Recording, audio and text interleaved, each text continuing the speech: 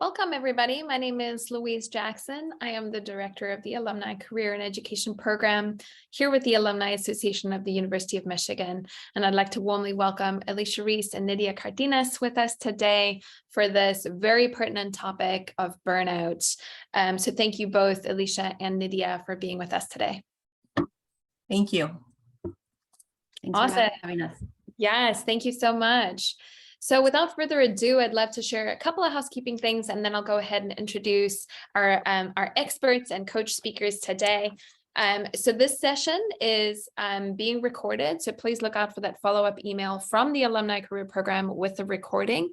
Please go ahead and use the chat feature to submit those questions. We really want to give you time. We want to get time to answer as many questions as possible. So make sure you, again, use that Q&A feature. Sometimes if you do use the chat feature, they tend to get buried. So go ahead and use that QA feature for your questions.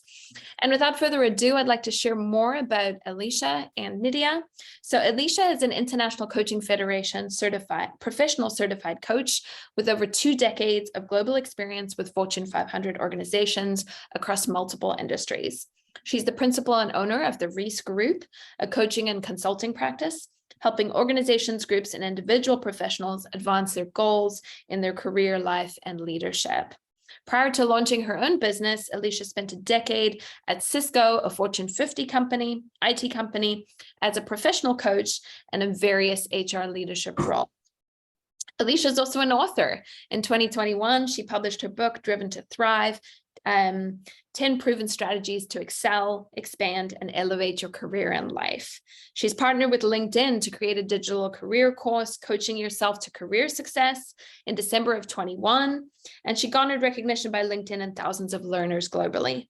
Her second LinkedIn course is set to actually be released this week on cultivating an authentic career. So Alicia, really such a pleasure to have you with us. Thank you, Louise. Awesome. And now I'll share a little bit about Nydia.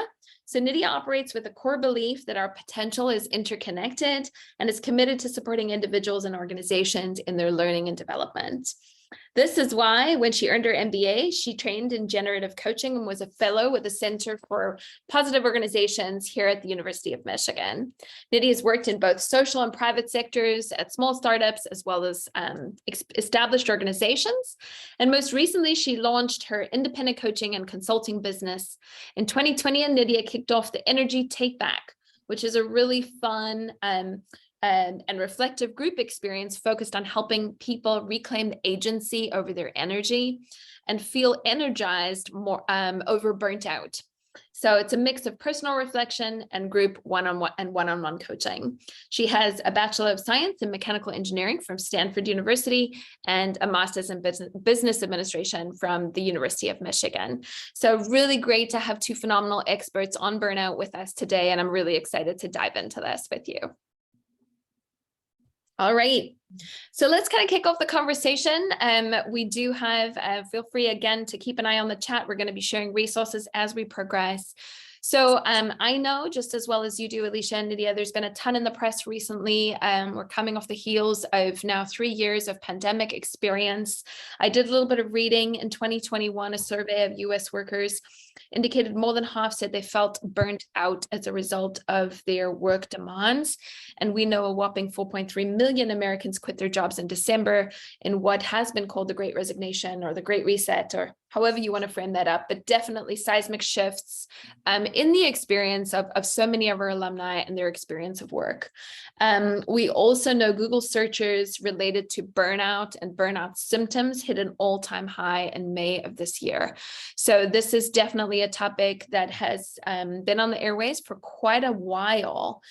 Let's talk at a really high level. What is burnout and how can it be differentiated from some of the other challenges that individuals might face? So I'm going to start with Alicia and then we'll kick it over to Nydia. Yes. So when I think about burnout, with over 50% of folks around the world being burnt out, it really is a state of mental, emotional, and physical exhaustion stemming from chronic stress that typically happens in the workplace. But we know that with the pandemic, the workplace now, the lines are blurred between career and life. And so it's navigating your work demands, as well as things that are happening in your personal life, such as taking care of your children, as well as taking care of aging parents. And with burnout, it shows up differently for people, depending on what's happening in your situation. It could be that you are working 60 hours a week and you're caring for your family with no relief in sight. That's really considered an overload when it comes to burnout. It could be that you're in a situation where you are feeling unchallenged, underutilized, or in some cases, underemployed. That is a form of burnout. Or perhaps maybe you're just feeling very ineffective and just feel a sense of hopelessness. That is also a form of burnout. Thank you so much. And I think everything you've mentioned, Alicia, kind of helps me segue to this next question with this question that's affiliated with Nydia. So before I dive into that question, I do want to mention to all our alumni on the call, everything we're addressing today is addressed as coaches. Both Nydia and Alicia are coaches in the space. They are not addressing anything as healthcare professionals, as medical practitioners. So I do want to mention that please do reach out to a healthcare professional. There is, interestingly enough, sometimes symptoms or overlap between the experience of burnout and depression. Sometimes the symptoms are similar, and we don't want to speak for anyone and their own, their lived experience. But if you are struggling and it may be, depression, we do encourage you, of course, to reach out to a healthcare professional. Again, we're addressing everything as coaches in the space, and both Nydia and Alicia have worked with a number of clients related to this. So I did want to mention that. My apologies, I meant to mention that at the kickoff. So Nydia, we've touched on this a little bit. I'd love to kind of hear more from you, even related to this distinction, right, potentially between burnout and some other experiences such as depression. Mm-hmm. Yeah, I think what's really important in distinguishing is knowing yourself. So if you're experiencing things that are new to you, right? So maybe you haven't necessarily experienced. I know for me, my signs of burnout is I lack compassion. Anytime somebody comes to me with a problem, I'm like, this is a concern. Even I'm like, this is a person is a problem to be solved. It's not. Which is not my default. It's not how I normally behave or interact with people. And so I kind of, once you develop your awareness of your signs, then you can, better distinguish. But I think if it's something that you're experiencing maybe anew and you're not sure, then it's probably good to go ahead and, try to access a mental health practitioner to know, because depression is a medical condition, right? It's completely different. And so even though some of the symptoms might feel similar, the context or what's going on in your body is different. And so I think that personal awareness is really important. And I think, also to ground us in why addressing burnout is really critical, and just using myself as an example, right? Like I just shared in a recent experience I had of getting there, where I really just lacked compassion. I just did not like how I was showing up. And if we think about the context, the teams we're creating in the community, we're showing up to our communities and our families in that way, where people are problems to be solved, at least, in my signal, then how good are we, serving each other, right? And how good are we caring for ourselves and our community? And so I think it's really, I'm really excited that that's the topic for today, because I think it's really important for us to remember that burnout is a condition, and we can do something about it. And it's important to address it, because it affects how we interact. And there's so many problems to be solved in the world right now. And so how do we show up with our best energy to that? And so again, I think that self-reflection of, have you experienced this before? Like doing that personal assessment so that you know what are the resources that you need, I think is really important, so that you access the support that will help you. Absolutely. I love that. So thank you so much. Both of you have addressed really important issues. So I love the thread we pulled on. Burnout is specifically related to occupational, so work-related stress. So that's the distinction, right? It's occupational, and that's the strong correlation. So, and by occupational, we don't necessarily just mean a formalized professional setting. Like Alicia mentioned, many of us are experiencing work-related, home-related work, right? So this might be care for loved ones, etc. So when we say, but it's work-related or occupation-related. So love that. And then both of you have kind of touched on this, which correlates to my next question related to the chronic aspect of burnout. So Let's talk about this a little bit more. When I was doing reading on this, I love the analogy of the pebble in the shoe, right? Sometimes at work, we have a pebble in our shoe. It might be short-term stress, maybe a pressing deadline. Sometimes the short-term stress, that pebble in the shoe, can result in, increased productivity. We know we're working toward a deadline. There may be stress affiliated with that, but we get something done. But we can't run a marathon with a pebble in our shoe. We can't, hike the Appalachian Trail with a pebble in our shoe. So the chronic aspect of stress, the pebble in the shoe, right? How do we help our alumni or our Michigan community identify when that pebble in the shoe is becoming chronic, right? When it's becoming ongoing over time. So can we talk a little bit about that aspect of burnout? Yeah, absolutely. Certainly, I think it's important to think about developing your self-awareness. So, I say this all the time to my clients. You could be in a car and you could be driving down the street or just taking your children to school. And then you are instantly there after a certain time period, but you didn't take the time to notice the trees or to notice other cars. You're just in that autopilot mode. And I think given kind of the hustle culture, if you will, that we've been in for so long, we've been in autopilot. So we don't really necessarily take the time to check in with ourselves to understand if perhaps we're going to be moving toward a crash, if you will. And to me, the crash is really the burnout. So I think it's really important to take some time, pause, and really understand the symptoms that you are experiencing. Nydia mentioned some symptoms that she had experienced, and kind of taking an inventory of those symptoms and to really understand, is this really chronic or is this really something that's short-term, such as a project, and I'm going to get over it? One of the organizations that I actually coach with, they have a really great check-in process weekly with their employees. And one of the questions that they use as a part of this check-in process is, what did I love? Like, what did you love that happened this week at work, whether it be the work or the actual environment? And then there's a second question, what did you loathe? And I can remember hearing that question and thinking, wow, loathe is a really strong word. Like, and do I have the permission to share with my manager, what did I loathe? So I do think that check-in process is really important. And even if you don't have a similar check-in process within your particular organization, check in with yourself. What did I loathe? What did I love about this week? And then particularly those areas that you did loathe, then you have to start to ask yourself, what do I want to do with this information? How do I want to show up differently? What resources do I need to tap in to change my situation? I love the emphasis on the self-awareness piece there, because I think that's really the first step to a lot of this. And one piece that I think is also important, because, being a Michigan alum, I know we're like high achieving, ambitious people, and we think that we can, just push through, we'll push through.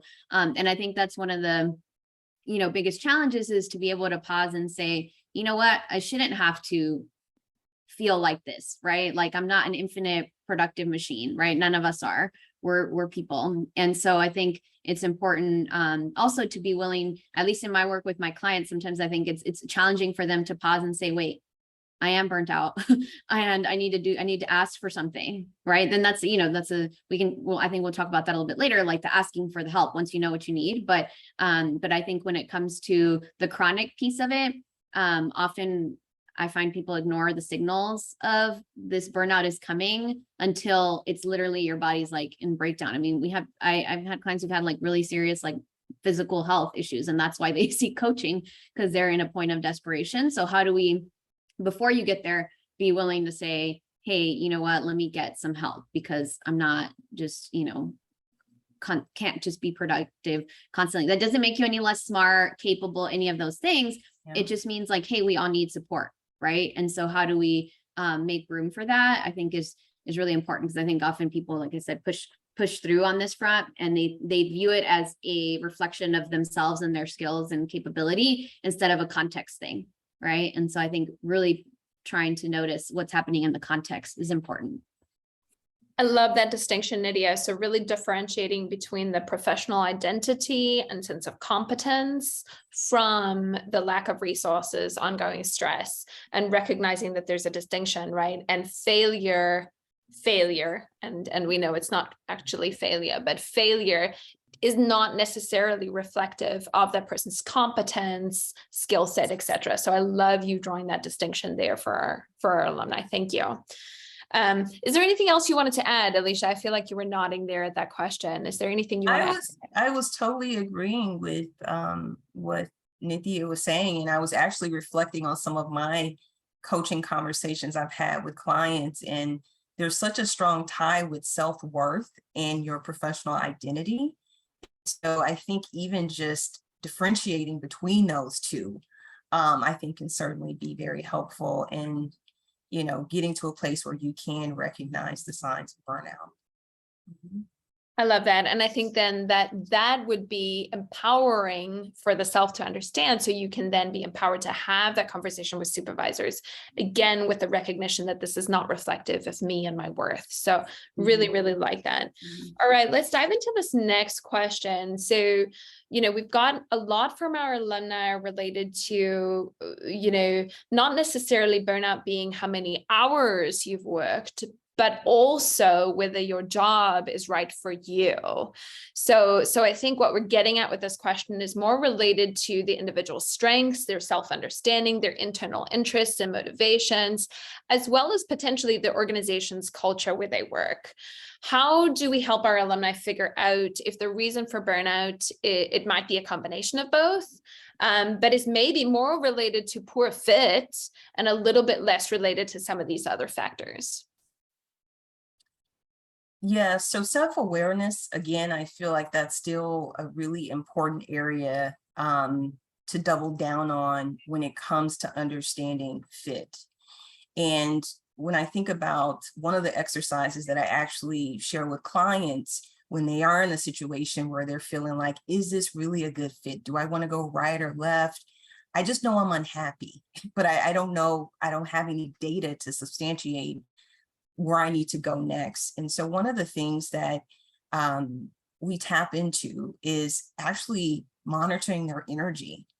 And it's really keeping an energy journal of really their strengths. And it's kind of reimagining your strengths, like what work activities actually energize you and make you feel alive. What about the work environment strengthens you and make you feel alive, such as relationships, for example.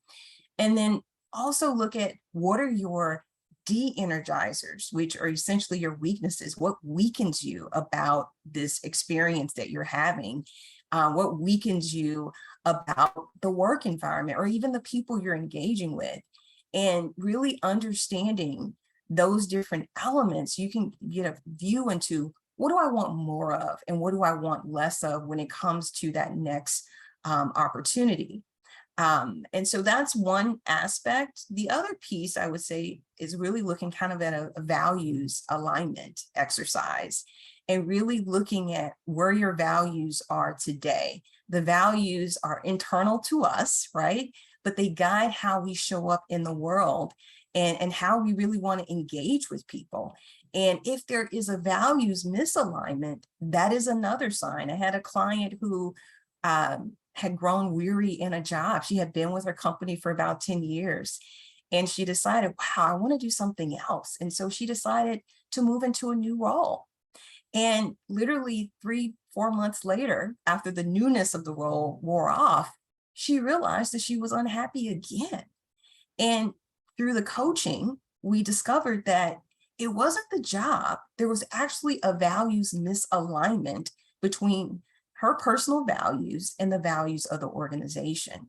So I think it's important, again, the energy journal, as well as the values piece to assess fit. I think that the energy piece is so important. So the question, I think this question came from an alum who'd done their strengths finders, right? And what I have noticed for myself and even in some clients, it's like, I might be doing something I'm very good at and I do not get energy from it. So I don't think it's always about, are you doing, are you in alignment with your strengths? Like Alicia's saying, are these things that are energizing to you? In what context are they energizing to use your strengths? And often that's tied to this values alignment. So if I feel like I'm aligned to the values of what we're doing and how we're doing it, then maybe using my strength in that context is a little bit more energizing, but I don't find that using my strengths always equals energy. And so I think that, one of the, I recently, this title of a book that I saw and I ordered it immediately because I was like, how much more true could this be? It's a book by a journalist named Sarah Jaffe. And the book is called Work Won't Love You Back.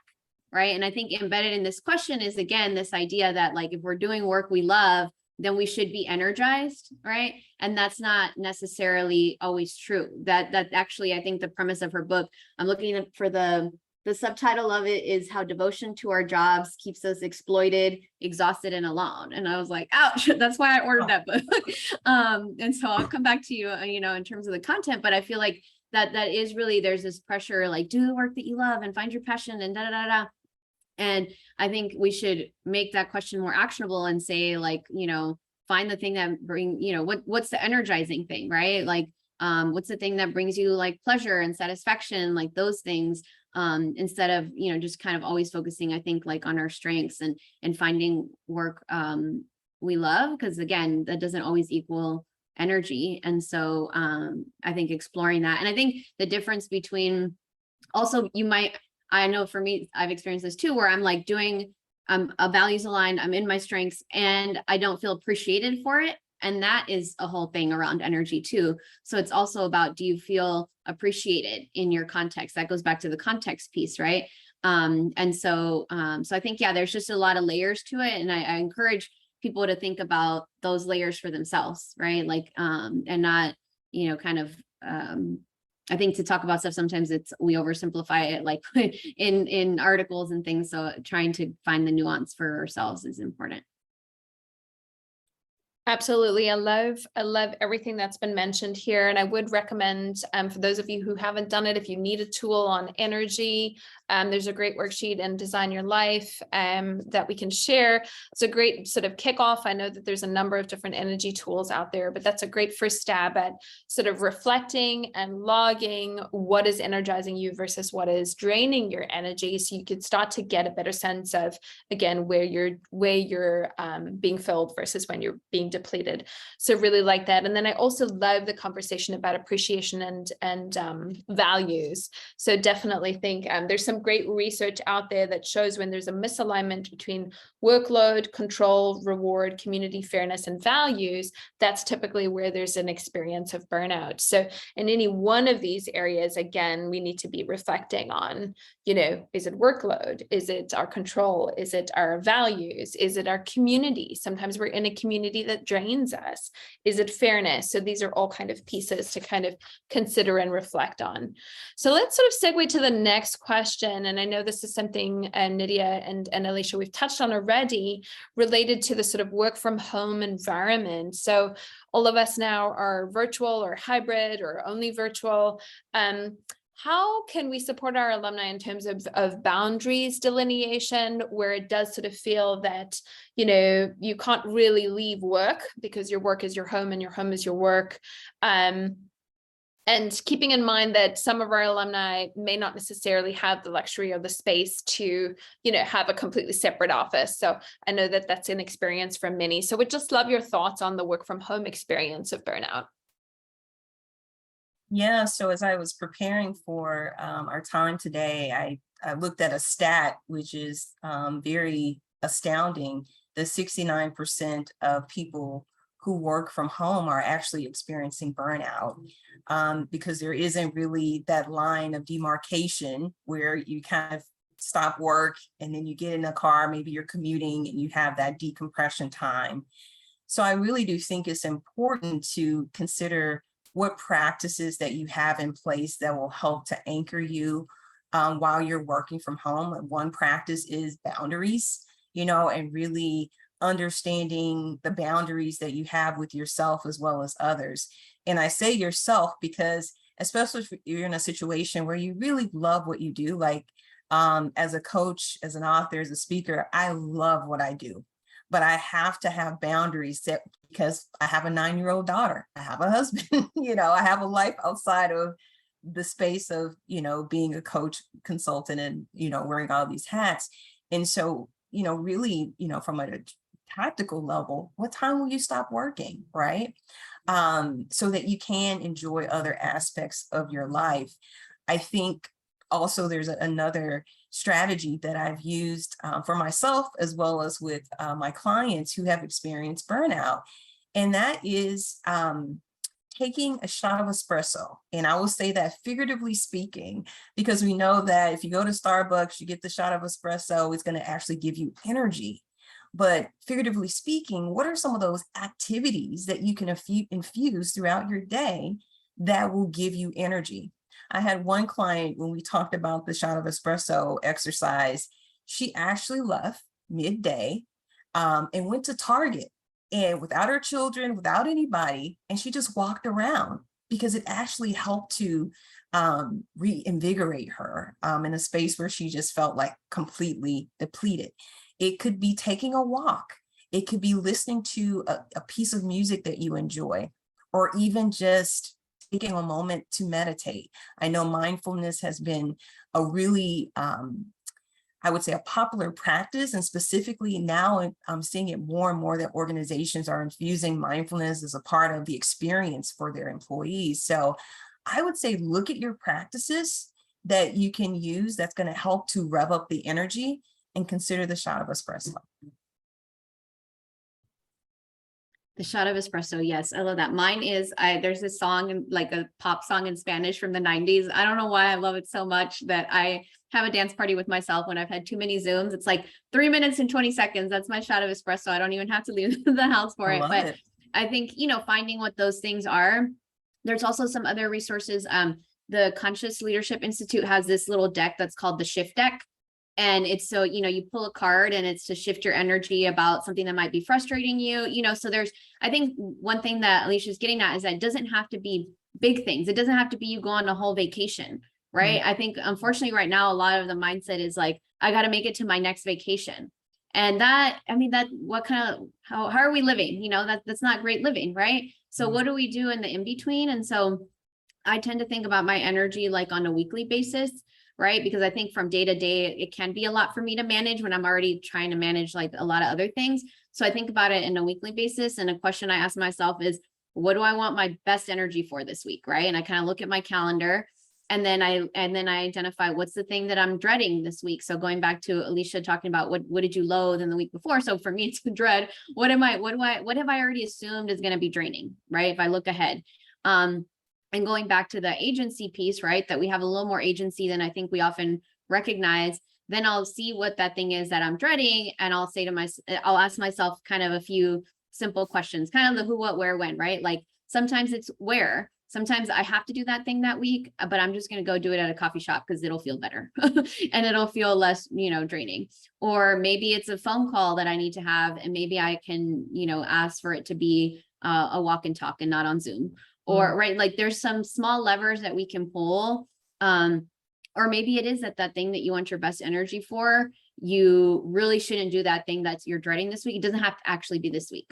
Or maybe you can do it with other people and it'll feel like a different experience. It'll be less draining. So just kind of thinking about, what are some levers you can pull to not just accept that the thing is going to be awful, right? But make it a little less awful. It's not going to go from something that's draining, that you're dreading, to like the thing you're most excited about that week. No, I'm not saying that. I'm just saying it can become less draining. And so I think, kind of really exploring what are those things that those small changes that you can make from week to week just to sustain yourself more. And one thing that I encourage people to think about too is like, what is your actual energy fuel? So I found in working with my clients that we all are fueled by different things. So we keep it at a high level of like, oh, let me find, my energy. It's a little bit less actionable. But if you get a sense for what more specifically is your energy fuel, so for example, mine is hopefulness. If I feel hopeful, then I feel energized. So then that means that I have to manage my social media consumption because, sometimes we live in some hopeless times on the internet. I read a whole book about hope, Hope in the Dark by Rebecca Solnit. So those are the kind of things that I do because I recognize, hey, what can I do to feel more hopeful? Because that equals feel energized. But I have clients who their energy is connection.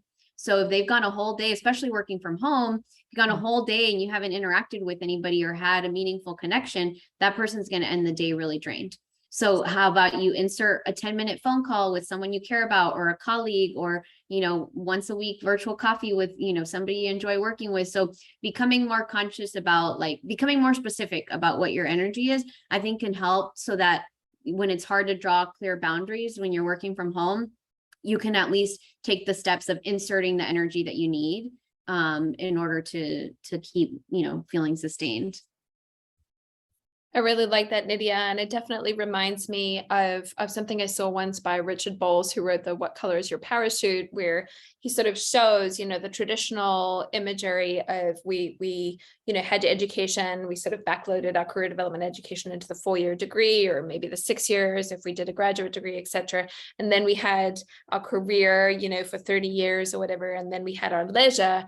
But nowadays, there's very much this recognition that there's an overlap in all of these areas, right? Career is happening more during education, and education is happening ongoing as we're in our careers. And the same with leisure. We're not saying, okay, let's wait until we retire and we're all completely burned out, but we're building in that leisure now as we're in our careers, because there's a recognition we can't live vacation to vacation. So love, I love that mentioning of all of that. So definitely appreciate that. And then Alicia, you talked about, work expands to the time that you allow it. So that was always a great quote that I remember, like how we set up those boundaries, right, related to that work. Do we allow the work to expand to the time we allow it? So we allow it to expand to that. And I think that's the sort of crux or the rub of that statement. So what are we allowing and how are we building in those boundaries? So we're not going to, we're going to be empowered to say, no, I'm going to stop. So really appreciate both of those comments. All right, so let's talk a little bit about this next question. I know I've chatted to both of you about this. It does seem like there's a lot of popular culture coverage of burnout that seems to indicate that burnout can be fixed, meaning, with better self-care. Maybe if you did more yoga, you hiked more often, maybe you slept better, that we can fix this problem of burnout. In other words, it seems to lay the primary onus or responsibility of burnout on the individuals experiencing it.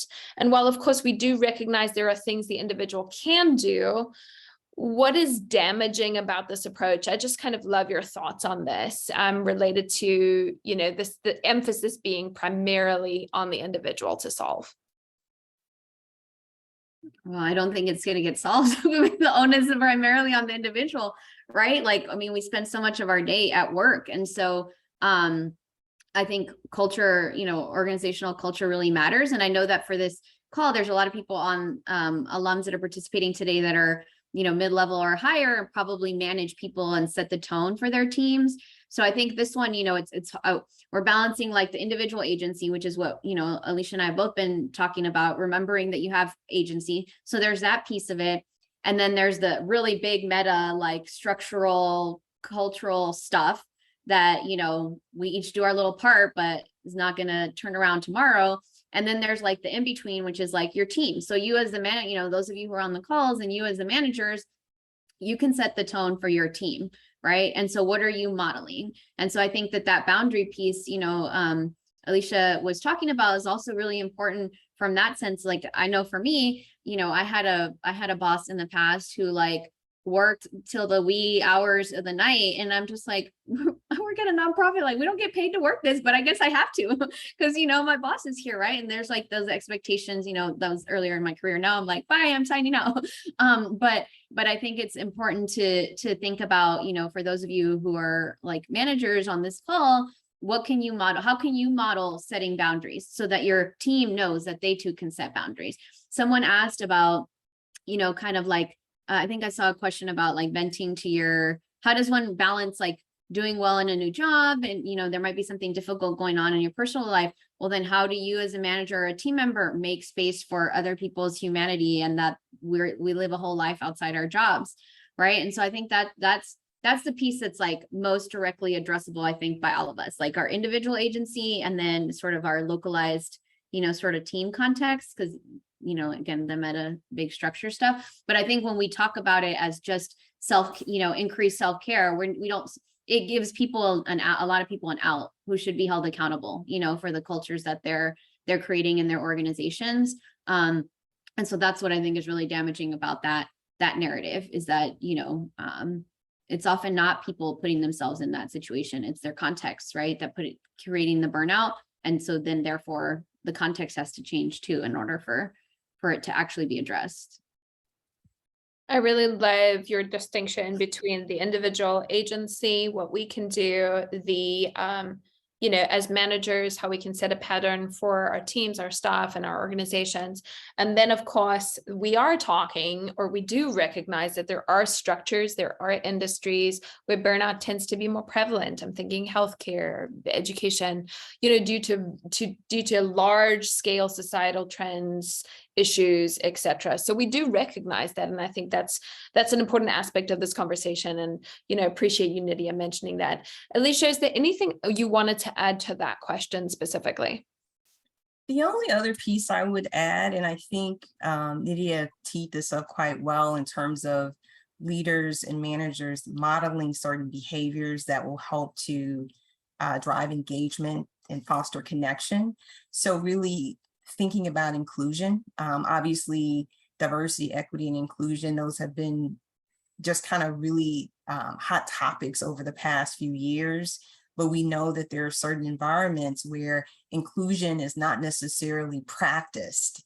And so you can do all the self-care that you want as an individual, but environmentally, if it's not an inclusive environment, then you're going to potentially get burnout, or, you're not going to necessarily feel connected. So I would just kind of raise that point, because when I think about people of color specifically, there is typically a higher level of burnout because there is a lack of diversity, equity, and inclusion in certain environments. So, I would just say, model the behavior, be the change that you want to be, or you want to see, to quote the great Gandhi in that respect. So I really like that. Thank you so much for bringing that to attention. It calls to mind sort of, work that we've done on, or thinking about things such as code switching, or what the jumps are for individuals who may, be in a context where there's more stress for them because they're maybe making a daily jump that is, greater than if they're in an environment that's really accepting of their authentic self and who they are, and all of their identities. So really, really appreciate you calling that out. Thank you, Alicia. All right, so let's move on to our next question. So, we've talked a little bit about this, we've touched on it, but there's so many different symptoms of burnout. One of them is insomnia.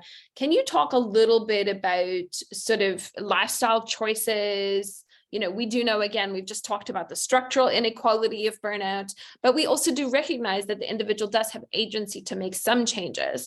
What practical suggestions do you have when it comes to maybe sleep or exercise or things along those lines? Absolutely. Sleep and exercise are essential, and they're really good practices to consider. When you think about sleep deprivation, it actually goes hand in hand with burnout. In fact, if you get less than 6 hours of sleep, there is a high probability that you are either burnt out or you're going to be on the verge of burnout. So it's important to really look at, what your sleep practices are. So I'm going to use this example. It's very basic, but with my daughter, we have a sleep routine. There is a practice of getting her into the bed where she feels comfortable and ready to sleep. And so I would say, consider as an adult, what is your sleep practice? We are connected to our phones. On average, we look at our phones 150 times a day. What I do in the evening as a part of my own sleep practice is I put the phone on vibrate and I put it away from my bed, because if it goes off, you know, even if it vibrates, I'm probably gonna be like, oh my gosh. So I try to put it away from my evening space. There are a lot of apps. Calm app is really popular. In fact, a lot of organizations are investing in more self-care apps for their employees. So perhaps it's having a little meditation prior to going to sleep, or listening to the Calm app, listening to noise. My daughter actually listens to the ocean, if you will. It helps to kind of put her in a calm state. So I would say, just from a sleep perspective, look at ways that you can actually practice really good sleep hygiene, if you will, by having some of these strategies in place. The other thing I was going to say, particularly around sleep, is that there are now organizations that actually have what you call nap pods, particularly in the high-tech industry, where they realize that there's so many benefits of allowing their employees to have that power nap, right? That will actually help to increase their productivity and just their overall sense of well-being. And especially if you're working from home, perhaps one of those shots of espresso is taking a quick power nap. It could be 10 minutes, 15 minutes, just to kind of rev up your energy, if you will. Exercise, I think, is essential. I'm a huge advocate of exercising. It's a part of my morning ritual in terms of really just kind of getting me going. I notice if I don't exercise, then my day is going to kind of go downhill, or I'm not going to have the energy. And I think we all know that exercise really helps to produce those endorphins, which are the positive hormones that actually fuel us energetically. So you could just do 20 minutes and you don't have to run. Maybe you're not the runner. Maybe it's yoga. Maybe it's taking a walk. Some of my clients actually have the standing desk. So they've incorporated exercise as a part of their day. And so they're standing. I've even had some clients who will have the steppers, the standing desk, and then they're stepping. And so you see this motion and I'm like, are you walking? And they're just ensuring that they get it in throughout the day, because it's boosting their energy, but it's also helping them to be productive at the same time. So that's what I would say, when it comes to sleep as well as exercise. Nydia, you want to add anything to that one, or should we move on to the next? We're good. Okay. So last but not least, I think one of the key things we've talked about is communication. So we've talked about structural inequality related to burnout. We've talked about agency and how we can address it. We've talked about values. But when it comes time to, when you've seen those red flags, you may be headed toward burnout, what advice do you have for our alumni as they're addressing this conversation with their supervisors, especially, again, touching on what we mentioned earlier, concern that it may be reflective of competence, skill set, or lack of commitment. So there may be a certain trepidation or fear that if I have this conversation with my superiors, it's going to be reflective of a failure on my part. So what advice do you have for our alumni as to how they can approach that conversation? I can kick it off by giving a Michigan shout out, because this is literally the strategy I use, which I learned in Bob Quinn's transformational leadership class while I was in my MBA program. So he wrote a book, where he and his son Ryan wrote a book called Lift, the Fundamental State of Leadership. So anybody who was in the business school, you had to learn the competing values framework. And from that research, he developed a set of 4 questions that you can ask yourself going into any conversation that's important to you, or you think there might be tension or conflict. And he goes through them in that book, but I walk all my clients. These are the questions I walk them through whenever they're going to have a hard conversation. And so the first one is just, what's the result that you want to create? And in that one, it's important that the result is not, I want to change the person's mind, right? Or I want to get a raise, right? The result, because we don't control what the other person's going to do, but really rooted in what's your purpose. I want to communicate the importance of a raise to my energy authentically, right? Like things that you can actually directly influence. And then the second question is around values. So integrity. So what's the story of the situation going to be if you act out the values you expect of others? And then the third question, then you become open to other people. So you think about, how might others feel in the situation? And then the last question is, what are 3 or 4 strategies you can use to, or more? Because the idea is like especially when we're in burnout, we might just see only one way to solve things and only one way to approach something. So that 4th question forces you to think of more than one. And these don't have to be mutually exclusive strategies. There's blog posts about this. So, if you don't want to, the book shows a lot of examples, but I find that it really helps to show up to the conversation in a way that you can feel really good about and prepared. And then that honors, your purpose, your values. And then also, I think the really important thing when you're going to have these conversations is to be ready to not get what you need or not get what you asked for, right? Like people might not give you what you asked for. And so I think also doing a little bit of that personal reflection of, okay, if they say, if I don't get what I need, like, what do I do with that information? And so, with some of my clients, that's turned into, okay, they start looking for a different job because they're not being shown the respect or appreciation that they need. And in other places, the person's like, oh my God, I had no idea you were feeling this way. Thank you for telling me. Because again, we're not mind readers. So having the conversation is, nobody can read each other's mind or like know what each other needs. So I think it is really important to have those conversations. And then at the same time, do prepare. So this is one tool. I'm sure Alicia will have other tools to reference too. You also have to be ready to not get what you ask for, so. Thank you, Nydia. I really like that. So just to reiterate again, this is Bob Quinn. He did some work called the Competing Values Framework. We can definitely pop the link in the chat. For those of you who want to take a look at that, it can be really helpful when you're thinking about org fit and what kind of culture organizations can have and how that matches your own internal makeup.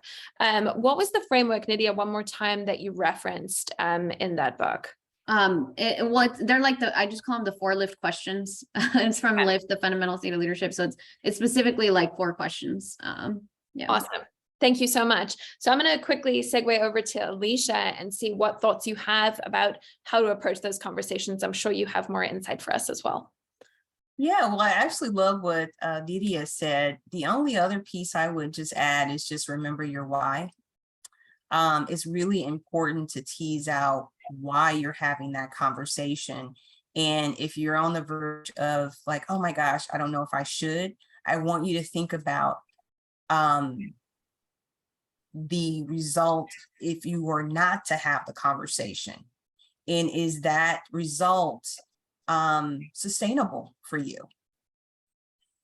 Just having some of that questioning and doing some of that reflecting, I think would be helpful. And to Nydia's point, kind of being prepared to not get what you want. If that's the case, as I share with all my clients, that is a data point. Is this really the right environment for you to thrive? Not just survive, you want to thrive. And if it's not, then what do you need to do differently in order to change your environment and change basically the situation? Thank you so much, Alicia. Really like that. So we're going to segue over to our questions from our audience. I'm going to go ahead and get them to you. So our first question is, how does one balance wanting to do well in a new job with difficult times in a personal life? So maybe we are talking a little bit here about the first 90 days. My colleague Brooke can pop something in the chat related to the first 90 days on the job, but I'm going to hand it off to Alicia and Nydia. Do you have any extra feedback for this person? Someone's going through something difficult in their personal life, but they're also starting a new job, in particular being concerned about burnout. I'll actually take that one. I had a client who actually started a new role literally 2 months ago as a VP of leadership development. And on the heels of getting the offer letter, she was set to start and her dad died. And so she's starting this new role, and then, she's dealing with the death of her father. And one of the things that she did, and I think is just really important, is to be very upfront and have the conversation. We're not machines, we're people, we're human beings with feelings. And I think, hopefully people will have empathy to understand that you're going through a tough time right now. Fortunately for my client, the organization was very understanding, and certainly take your time, or if you need to, as I call it, coasting, If you need to coast for a moment, meaning you're still moving in the role, you're still meeting your deliverables, but perhaps you're not going to, you're not going to work 50 hours a week because you're dealing with things on a personal level. I think just really getting clear about the expectations and your needs and making sure that that's in alignment, I think would be helpful in those type of situations. Thank you, Alicia. Nydia, anything else you want to add there? I would just add I also have found it's important to talk about it with people who you trust within the organization first, so that you can figure out a good plan. Because I think the thing you don't want to do is act like it's not happening, right? And I think that's people default to that, act like nothing's happening, or they don't talk about it, anything, and they'll say, yeah, I'll get this done by this date. And then here we go back to energy. When you're dealing with something difficult at home, you don't have the energy for necessarily doing the work in the way you normally would. And so then you end up like, it gets worse when you're not honoring what you're saying, you're following through on your commitments, right? Like that's a different level. So I think the one important thing is to just be honest about it, so that you don't, recognize that it's happening and share it. Cause I think people default to not wanting to, and maybe you're in a culture where that might be a little harder, but just so that a few people know enough to be able to help you and you can call on them. And honestly, I found I also had a situation recently with a client whose father got diagnosed with cancer. And the narrative she had was like, people are going to think I'm not, my reputation is going to be impacted because I'm not going to be able to work as hard as I normally would. I'm like, those people have parents too. Those people have, right? Like they would want to, when something happened to someone else on the team, she showed up for that person, So I tried to remind her that like, actually people, if you ask, they can rise to the occasion and support. And so I think it's important to remember that too, and not just, again, act like it's not happening and try to push through. Thank you so much. Yeah, I just wanted to say as well, again, these are data points. How people show up for you during tough times, to me, is an indication of the cultural DNA of the organization. So if they're not willing to be flexible, if they are kind of, just not even acknowledging that this major life situation has happened, these are data points. You have to ask yourself, is this really where you want to be and invest your time and energy? I love that. Thank you so much. Really good point as well.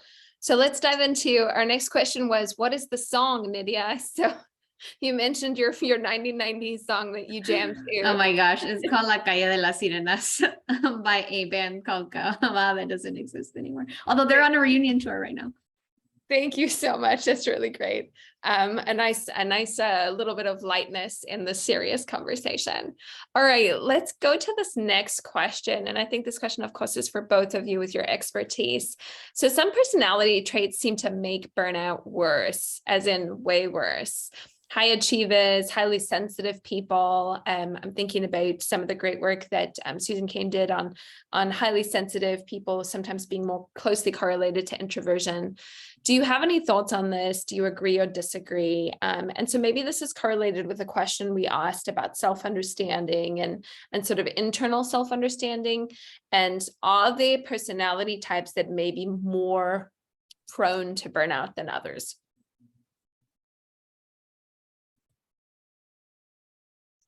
I might argue that those aren't personality traits, but more cultural pressures.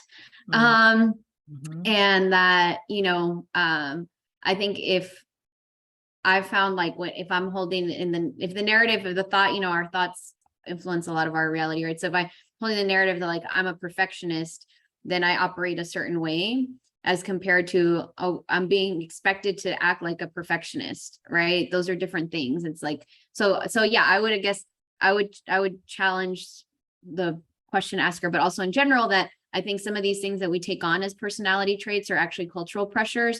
And those are the things that are creating the burnout culture and not necessarily you, the person, right? But these pressures. So then the thing that you, the person, can do is question these pressures, right? And say, is this really me? Is this really, that important to me? Because if we think about the opposite, or think about what's the reversal of perfectionism to you, right? What's the opposite? To me, the reversal of perfectionism is experimentation for me. So I want to be someone who experiments. That's actually important to me. And so, you know, thinking about what are the reversal of these things can help you, I think, do the thing that's more true to you and not the cultural expectation. So I don't know, that's what I'll say about that. Thank you, Nydia. I really like that. And I'm glad you touched on perfectionism, and we actually did a session on perfectionism. You can take a look at that session, because I do think, to your point, I think there might be a cultural perception that perfectionism is, it's one of those ones where, what's your greatest weakness? And people say perfectionism because they secretly think it's a strength. Actually, it's not. It's almost in all its forms unhealthy, even if we think it may be good.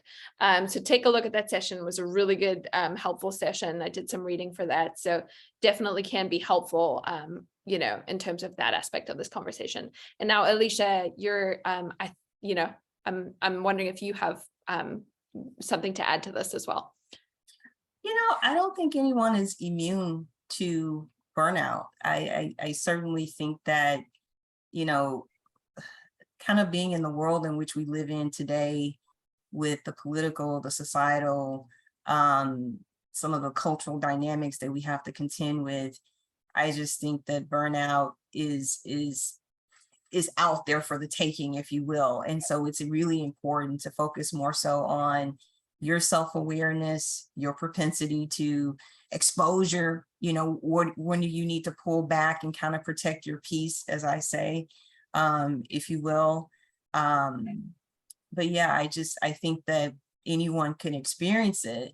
And particularly if you feel like you're not prone to it, that's when you really need to be mindful of, okay, what are the signs, educating yourself on it, and more importantly, just really having more self-awareness of when you are in a flow state, right? Where you're on all cylinders, the energy's great. And when you're outside of that flow state, and burnout could potentially creep up. Thank you so much. Really appreciate that. All right. Another question related to managers. So there was some in the commentary, as well as some questions from managers in the Q&A. So it does seem like, you know, we'd love some insight from you as to managers who may be mid-level. So they're sort of caught between the demands of the leaders, as well as potentially lack of resource, or, you know, still being closely tied to what's happening on the ground, and maybe sort of feeling that pressure within an organization. You know, I'd love your thoughts on the stress of managers and how they navigate this conversation upwards. So any insight for those mid-level managers who may be feeling a little bit more of this crunch? And maybe I can add a little bit more here. I was able to find this comment. So the question is related to who is training the trainer, who's managing the manager. I would suggest mid-level managers are expected to set the tone, but also are the most burned out because they have pressures from above as well as from below. Yeah, absolutely. You know, I actually had a manager who recently went through a layoff. Obviously, this summer was a really hot time. A lot of organizations were going through restructuring efforts, and her role was impacted, not in going away, but it still was different than what it was prior to the layoff. So she's having to communicate and show up for her employees, take direction from upper leadership, and then even process what was happening for herself, right? In terms of that respect. And so it's really important that managers take extra care of themselves and not just focus on their employees. Obviously, that's important, but take time, because you can't give from an empty cup. So what are you doing to fill your own cup as a leader? And it could be advocating for yourself, advocating for your team, and pushing some of those messages. And sometimes they may be tough. You know, sometimes upper leadership may not necessarily want to hear some of those messages around course correcting or doing some things that will help to alleviate the pressure and stress that's, you know, happening within the organization. But it's important to be an advocate. But also, again, it's important to make sure you're advocating for yourself and you're taking that time. And if you don't feel comfortable, and sometimes managers, you know, they don't feel comfortable sharing and being vulnerable with their leadership, have a resource such as a coach who you can, you know, chat with, and they can help guide and support you through that process. I, you know, find that a lot of my leaders, they appreciate having this time, you know, the coaching sessions, because they know that, wow, I can actually focus on myself. I'm going to talk about my team, but I can focus on myself, and I can get some strategies to go back into, you know, the organization with. So. Oh, I think you're muted, Alicia. You're muted. My apologies. I know we still actually have a couple of questions, but we are at 1:01, and I'm definitely cognizant of the time. Nydia, do you have anything you want to add to that question before we kind of tie things up? And I may mention some of the additional questions in the hope that we could see if we can get to maybe one more if possible. Yeah, I think what I would add is, in having these conversations, especially, you know, with the people that report to you, or even trying to have them, I think, managing up, is really important to, I think, get really specific. So I think there's a tool just called like Embodied Questions, where you ask people about their specific lived experience. So Alicia spoke earlier about, you know, if people don't feel included, then that's an energy drain, right? So you could have a conversation with your team where you ask every person to just share a specific time that they felt included. Doesn't even have to be at work. It could be in a community they're part of. And you'll be surprised at really interesting insights that come from that. And it might also be, you know, depending on, you know, you could trade the word inclusion with something else that might be important to your team. Like, hey, tell me about a time that you felt energized in the last week. Tell me about a time that you felt appreciated and valued. Because I think I personally find the golden rule challenging, because I found that people need different things, and they feel appreciated, just like the 5 love languages exist in their personal lives. I think also in professional contexts, like professional love languages. And so I think making room for having those conversations where people are sharing specific experiences can really help you as a manager get actionable insight you can use to then create the conditions that are supportive to people. Absolutely. I really like that. Thank you so much. And definitely there is actually an author of the 5 work love languages video. So definitely something that I'm happy to share if those of you are interested. So we actually haven't gotten to all the questions. We've been flooded with a ton of different questions. We had a question related to a breathing exercise. So we're going to share. Amy Cuddy has some really great breathing exercises. Happy to share. Alicia and Nydia, if you have great breathing exercises that you practice, feel free to share them with us. We can get them to our alumni. I do want to mention we have recorded the session, so we're going to share that with you. We'll also be sharing a number of the resources that we mentioned in this call. To tie things up, I wanted to know, ask you if it's okay if we ask one more question. Is that okay, Alicia and Nydia? I know we're over. Is that all right? That's fine. Yeah. Okay. So what is the opposite of burnout, and what does it look like practically? So that's this last question that we're going to leave the session with. So my perspective, the opposite of burnout is really bliss. It's feeling happy and energized and ready to take on whatever challenge that you're faced with. But, you know, bliss to me is not something that just happens. You have to put practices in place that will help to anchor you and actually help to create the bliss that you want in your career and in your life. So it's intentionality of creating that type of experience.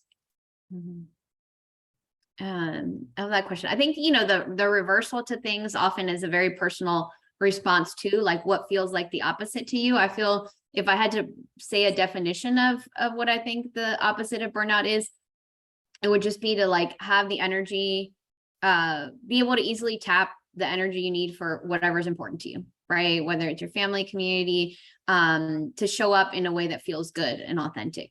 And I find that to me, that's how I feel when I'm the opposite. It's like, okay, I showed up how I wanted to. I gave the energy I wanted to. I had the energy I needed to show up in a way that felt good. And then that's energizing. And so then, you know, you kind of build from there. So yeah, that's what I think of as the opposite. But you might also think of like a flow, right? Like the opposite of burnout might be like being in a state of flow, where, you know, you have you can tap all your creative energy. So I think, you know, it kind of is dependent on what people want to be showing up for, right, with their energy. I really like that. So thank you so much. There was a question related to good enough in the chat. For those of you who are discussing that, take a look at the perfectionist session. We talked about the 10-10 rule. So, you know, thinking about, is this going to matter 10 days from now, 10 weeks from now, or 10 months from now in terms of your work, as well as reflecting, of course, on your energy. So just related to that, there might be a helpful resource. So I'd like to thank Alicia and Nydia so much for this conversation. I found it so helpful. I loved everywhere we went with this: inclusion, belonging, strengths, structural inequality, agency. All of this is just fantastic. So please join me in extending a warm and heartfelt thank you to both Nydia and Alicia for being with us today. If you want to check out further, please take a look at aliciareece.com. She has resources available. And for Nydia, take a look at theenergytakeback.com. We did post those links in the chat as well. Thank you for your time and your expertise, for giving back to the Michigan community. Also, let us know how we did. We popped the survey in the chat. We'd love to know what other topics might be helpful to you. Every month we do these, so please let us know so we can continue to make the programming relevant to you. And I'm going to leave it at that. Thank you so much, Alicia. Thank you, Nydia. It's been a real pleasure. Thank you, Louise, for having us. Thanks, Alicia. See y'all later. Go Blue. Bye. Go Blue. Go Blue. Take care. Bye.